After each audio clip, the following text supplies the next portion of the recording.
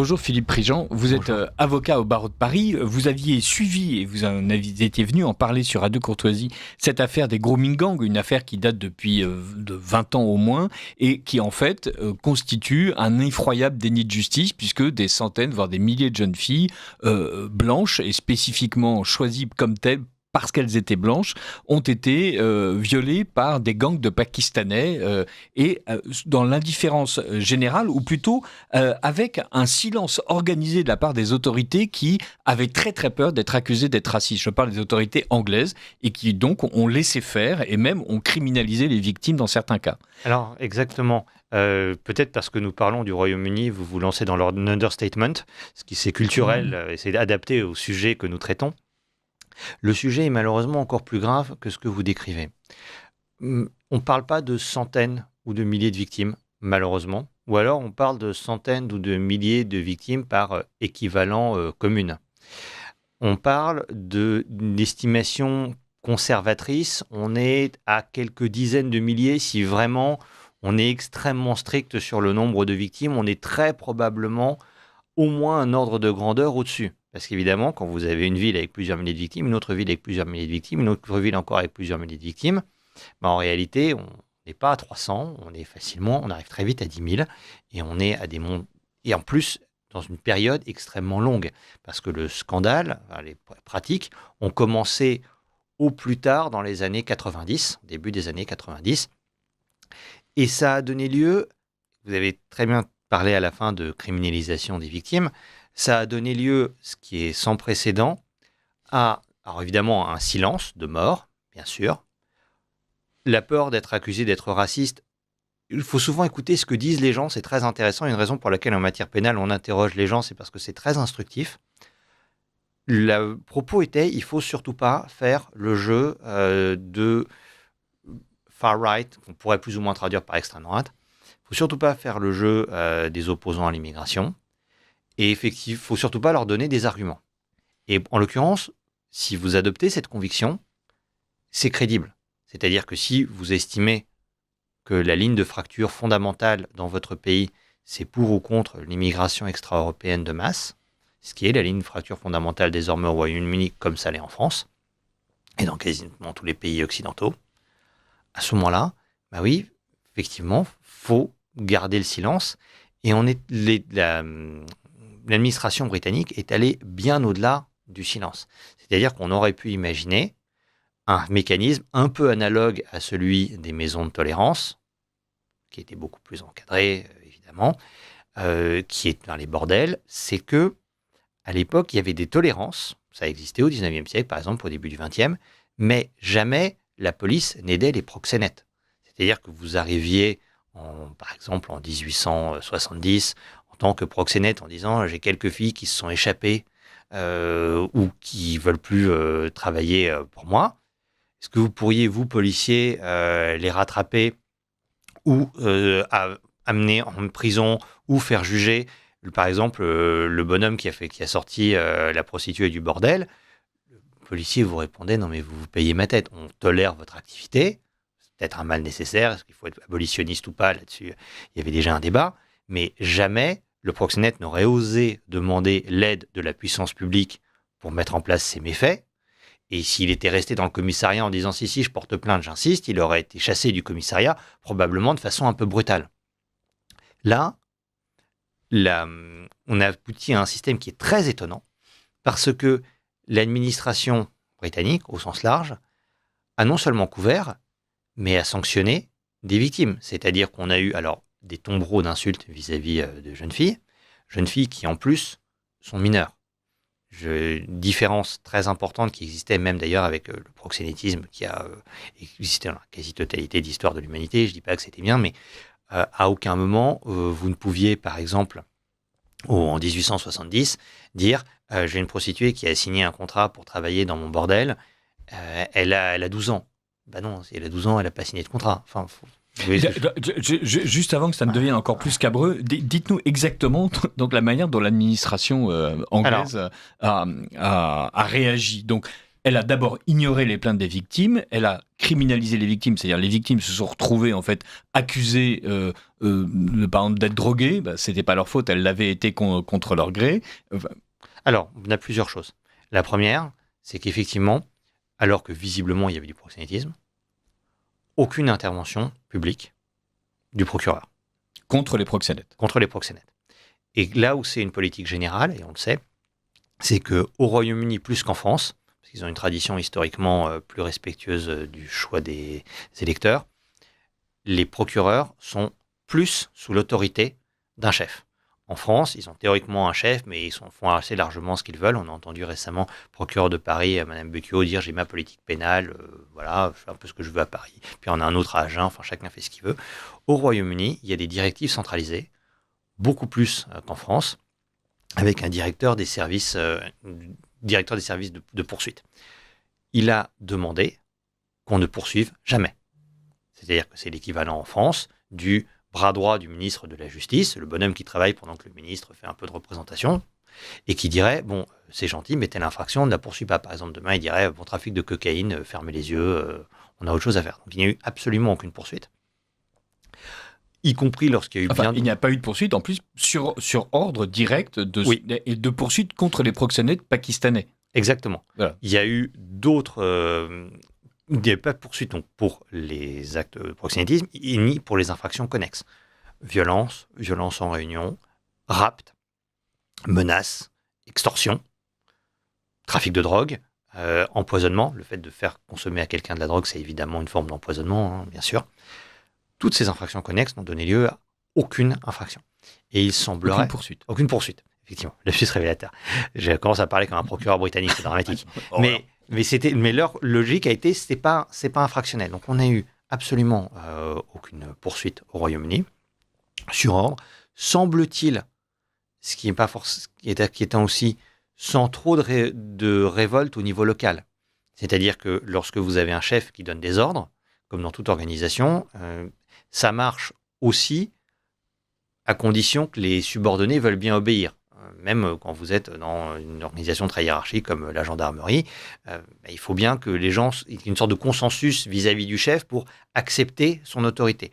Et là-dessus, il y a eu, de la part des procureurs britanniques, un véritable consensus d'accepter ce genre d'ordre.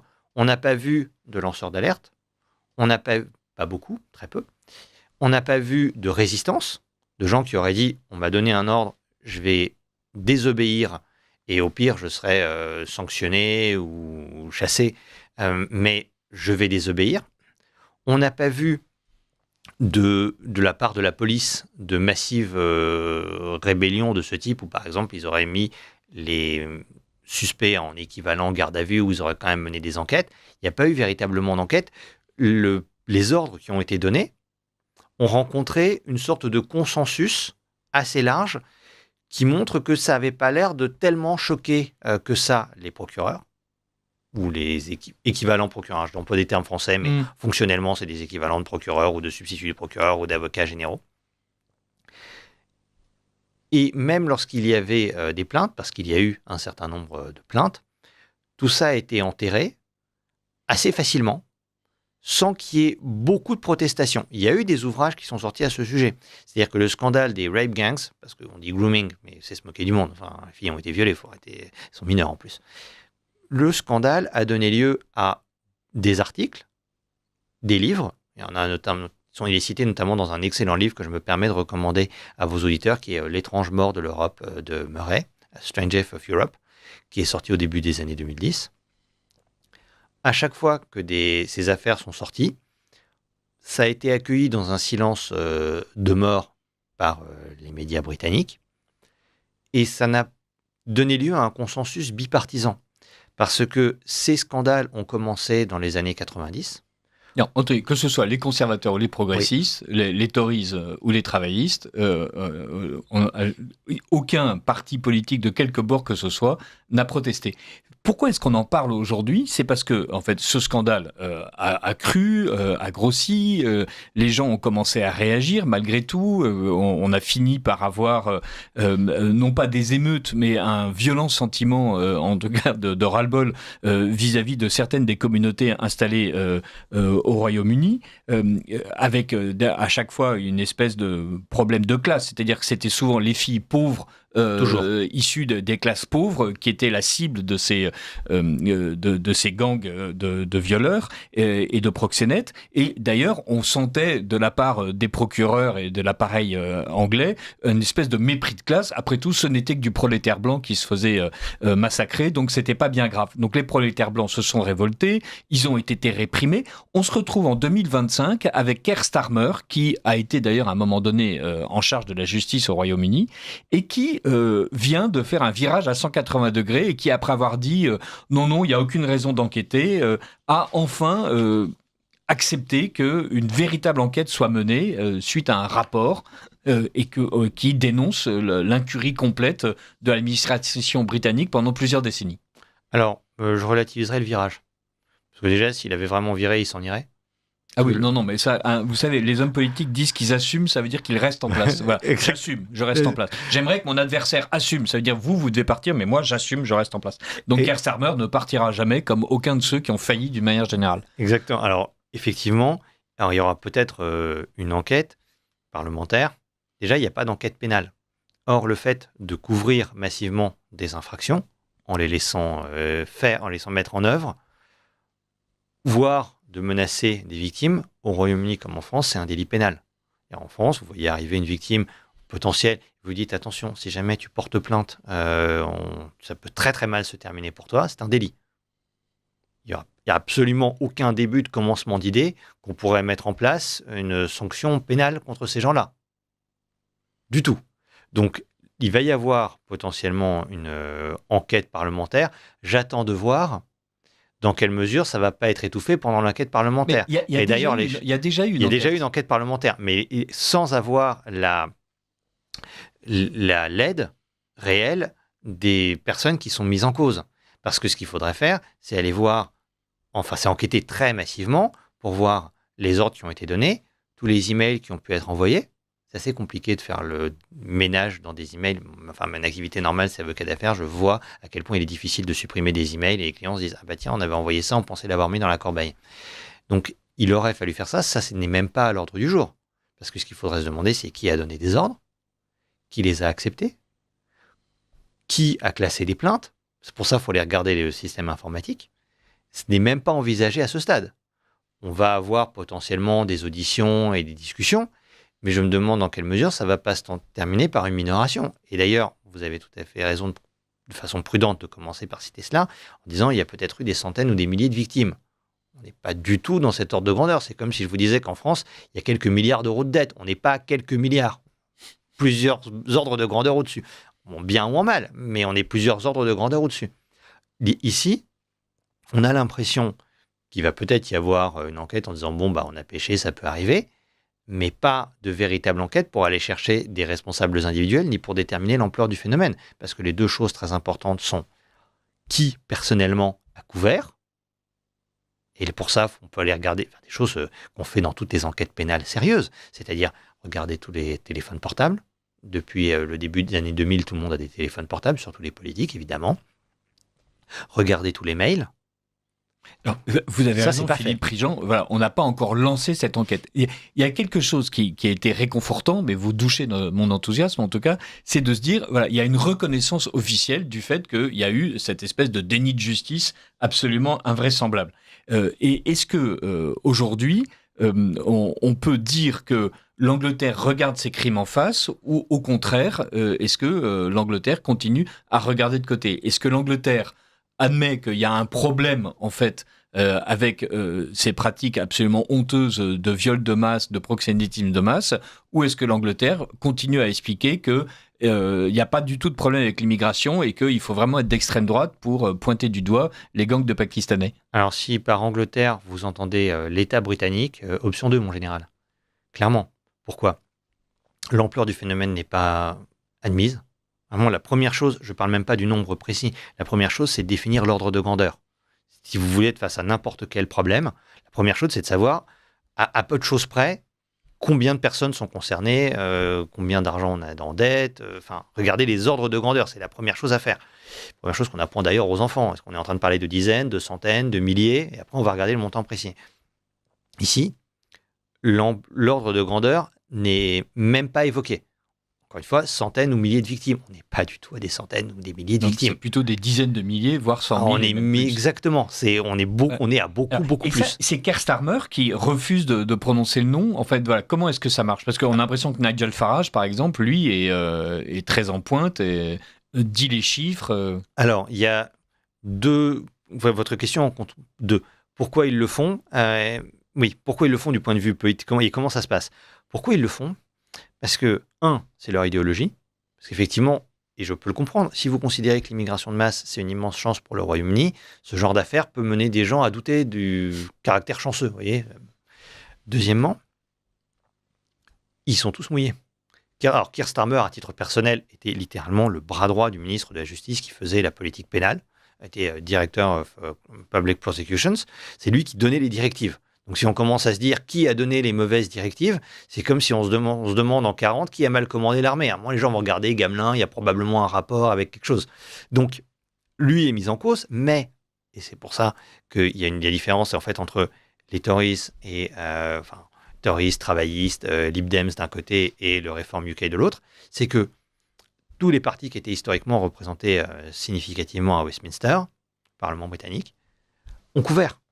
C'est-à-dire que du temps de John Major, par exemple, parce que les scandales ont commencé dans les années 90, donc avant 97, il n'y avait pas de Labour au gouvernement. Donc, il ne se passait rien. Donc, à ce moment-là, il y a des bons hommes qui, par exemple, ont 70 ans aujourd'hui, mais à l'époque, en 1995, étant donné qu'on est en 2025, ils devaient avoir à peu près 40 ans. Ça n'a pas l'air de les avoir particulièrement choqués.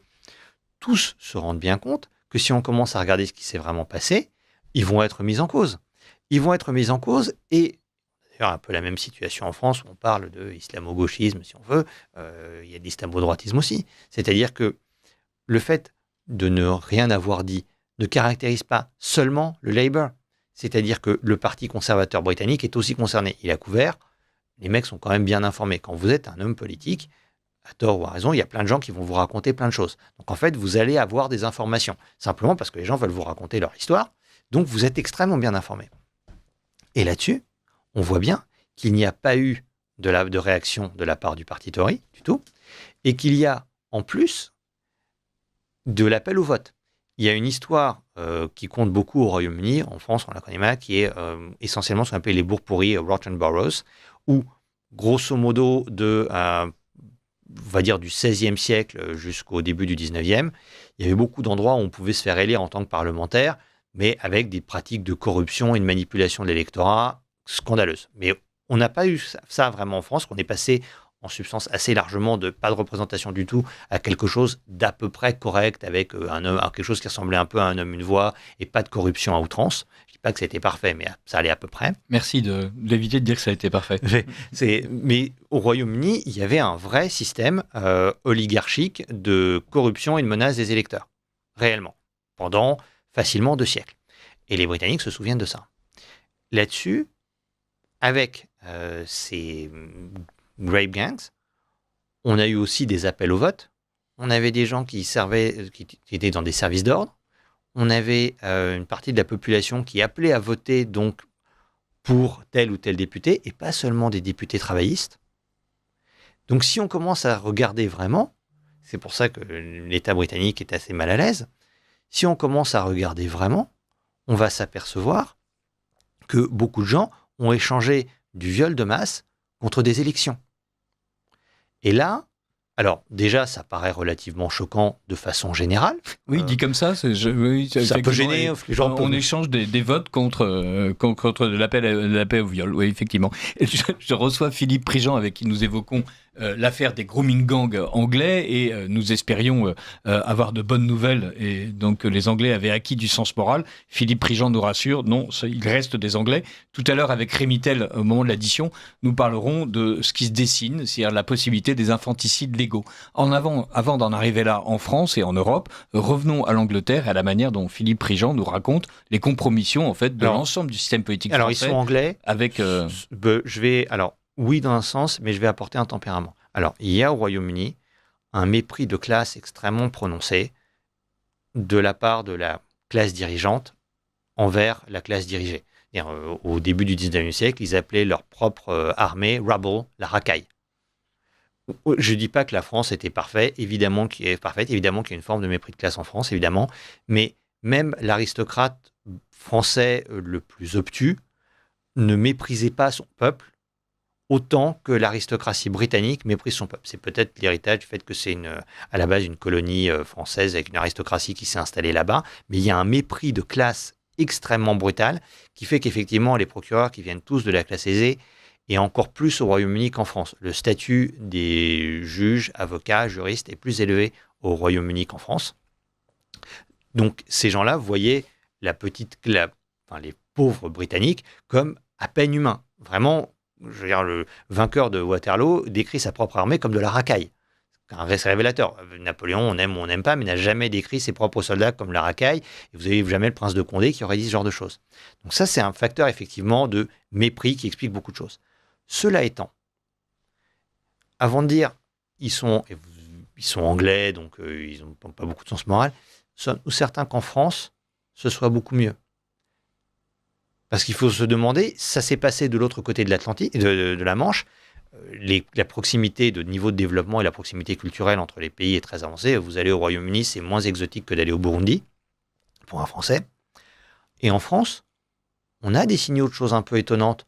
On a des rapports ou des plaintes de gens qui sont à l'aide sociale à l'enfance, qui reviennent et qui visiblement ont été violés ou prostitués sous la contrainte.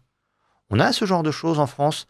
Il y a des jeunes filles qui se plaignent, qui sont généralement mineures. On en a parlé sur Radio Courtoisie. Il y a un scandale qui est en train de croître et dont on espère qu'il va véritablement éclater sur l'aide sociale à l'enfance et le développement de la prostitution enfantine autour des centres de l'ASE, qui est absolument incroyable. Exactement. Et là-dessus, on ne voit que la partie émergée de l'iceberg. Sommes-nous certains qu'en France, on soit tellement meilleur que les Britanniques? Parce que probablement, alors pour la cuisine, on est clairement meilleur, pour 2-3 autres choses peut-être, mais en matière de loi du silence, et y compris, même si c'est pas de la même manière, mais de mépris envers le petit peuple blanc, je crois que c'était ce que disait Gabriel Attal, il y a l'électorat qui roule au diesel et qui prend des clopes. Emmanuel Valls qui parlait des blancos. Emmanuel Valls qui parlait des blancos, exactement. Sommes-nous certains que les bonshommes qui sortent de Sciences Po et d'écoles alsaciennes ne sont pas tout à fait capables d'ignorer les peines du peuple blanc peu aisé et de se dire, écoutez, elle a 15 ans, en même temps, vous ne faites pas d'omelette sans casser des œufs. Il faudrait se demander s'il n'y a pas ce genre de choses en France. Parce que si ça a pu apparaître au Royaume-Uni, nous-mêmes qui sommes quand même culturellement très proches, sommes peut-être exposés. Et quand on parle de l'aide sociale... Il y a certainement, effectivement, une enquête, et d'ailleurs j'espère que vous y mettrez la même conviction que celle que vous mettez dans toutes les causes que vous défendez. Il y a une enquête à mener du côté de l'ASE, mais mon plaisir, c'est quand même de dire du mal des Anglais, donc j'aurais aimé qu'on puisse rester ce matin, en tout cas, sur la manière dont Keir Starmer paraît avoir enfin reconnu le problème des rape gangs, dont l'un des plus fameux opposants qui s'était retrouvé en prison juste parce qu'il avait osé rendre compte des débats où enfin une partie des violeurs s'était retrouvée au tribunal, mais le tribunal avait exigé le huis clos parce que pour des raisons qui nous échappent, il fallait respecter la dignité des violeurs et donc que personne ne sache ce qu'ils se disent dans la salle d'audience, et donc Robinson donc s'est retrouvé en prison à l'isolement pour avoir osé expliquer ce qui se passait dans un État démocratique, dans une cour de justice. Et est-ce que peu à peu l'opinion est maintenant ouverte à l'idée de ces rap gangs, ouverte à l'idée qu'il ne s'agit pas d'être raciste, mais juste de dénoncer une véritable injustice. Et est-ce que Nigel Farage est perçu uniquement comme un opportuniste qui profite de cette affaire pour mettre en avant ses convictions anti-immigrationnistes? Quel est l'état de l'opinion en fait en Angleterre? Alors, au Royaume-Uni, pardon. Vous posez une très bonne question parce qu'on est à la veille peut-être d'un basculement. Le système britannique est caractérisé par beaucoup plus de stabilité des partis en place. C'est aussi lié au système électoral qui est assez différent du système français. Et le Reform Party, potentiellement, pourrait devenir soit le parti dominant, soit le principal parti d'opposition, ce qui n'était pas encore il y a quelques années. Et là-dessus, on voit un glissement dans l'opinion publique britannique, puisque, en substance, soit le parti conservateur, soit le parti travailliste, peut-être plutôt le parti conservateur, pourrait être éliminé, littéralement, au profit du Reform UK, enfin devenir une sorte de petit parti à base de LRPS, ce qu'on a en France. Et là-dessus, oui, cette affaire est un des éléments majeurs pour une partie de l'opinion. Mais, on ne va pas se mentir, pour seulement une partie de l'opinion. Encore, on a eu des élections récemment au Royaume-Uni, des élections législatives. Les partis qui voulaient faire la loi du silence ont quand même gagné. Et une bonne partie de l'opinion va vous dire, et ce serait d'ailleurs probablement la même chose en France, mais on va rester sur le Royaume-Uni, une bonne partie de l'opinion vous dirait, bon, c'est potentiellement un problème, mais en fait c'est là que la gravité du problème se retourne contre lui-même. C'est-à-dire que c'est tellement grave, c'est tellement choquant, que ce genre d'affaires vous conduit soit à réviser massivement votre opinion sur l'opportunité de l'immigration de masse, parce qu'au bout d'un moment, c'est trop, soit à la passer sous silence et à réagir par l'incrédulité. Il est très difficile pour les gens de se dire « mais rendez-vous compte de l'ampleur du problème ». Et parce que qui serait concerné? C'est notamment la partie relativement aisée au Royaume-Uni, petite bourgeoisie, gens qui vivent dans les villes, se dire « mais en fait, on professe de façon générale un féminisme exacerbé et on accepte des pratiques qui, au Moyen-Âge, auraient paru particulièrement barbares et arriérées. Donc, il est probable, au moins pour l'instant, qu'une bonne partie, peut-être pas majoritaire, mais de l'opinion britannique, réagisse en faisant la politique de l'autruche. Et du point de vue culturel, les Britanniques sont très à l'aise pour faire semblant qu'il ne se passe rien et just pretend everything is perfect. C'est tout à fait possible, malheureusement. Donc c'est tout à fait possible, parce que voilà, Nigel Farage, effectivement, a remporté de nombreuses élections locales, voilà, et on va voir comment ça va se passer. Dans la minute qui nous reste, Philippe Prigent, est-ce que les avocats britanniques se sont mobilisés? Est-ce qu'il y a des mouvements citoyens qui ont décidé que finalement, il fallait prendre fait et cause pour les victimes? Alors, il y a des avocats britanniques qui ont agi. Là-dessus, le système britannique est assez différent du système français. Le contrôle du procureur est encore plus fort sur le fonctionnement de l'action publique au Royaume-Uni qu'en France.